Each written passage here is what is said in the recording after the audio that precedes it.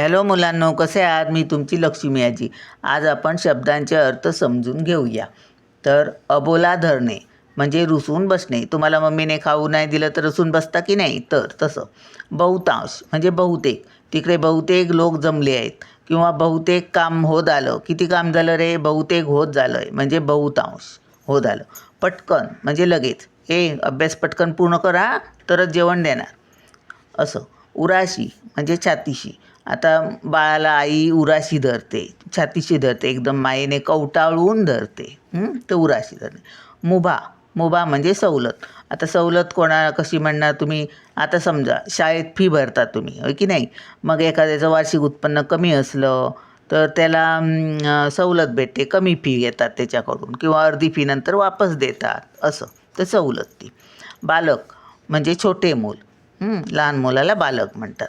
सखा म्हणजे मित्र, दोस्त, सोबती.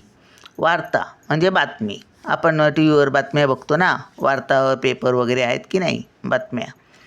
गाडले म्हणजे पुरले. आता पुरले कशाला म्हणतात? खड्डा खोदतात आणि पुरतात. आता एखादा प्राणी माणसांना जाळतात, पण प्राणी मेले तर त्याला खड्डा खोदतात, कुत्रा वगैरे मेला तर, आणि त्याला आतमध्ये घालतात आणि वर त्याच्यावर माती घालतात, तर त्याला म्हणतात पुरले. आपत्ती म्हणजे संकट. अचानक संकट येतं बघा. खूप वादळ पाऊस झाला, झाडं तुटली, काय झालं, घरं वगैरे मोडली, मग तर त्याला म्हणतात संकट आलं म्हणजे आपत्ती आली. मेलेला मृत म्हणजे मेलेला. तर माणूस मेला की त्याला मृत घोषित करतात. घोषित करतात, मृत घोषित केलं असं. तर मृत म्हणजे मेलेला. हतबल म्हणजे हताश होणे. हतबल झाला. आता कोणतरी आजारी असला, आपल्या हातून काय होत नाही, डॉक्टर पण काय करू शकत नाहीत, तर हातपाय गळून पडतात, काय करू आता? मग देवाकडे जातात, हतबल होतात. अप्रतिम म्हणजे अतिशय सुंदर. खूप चांगलं अक्षर असलं तरी किती अतिशय सुंदर, अप्रतिम अक्षर, अप्रतिम चित्र काढलं त्याने, असं.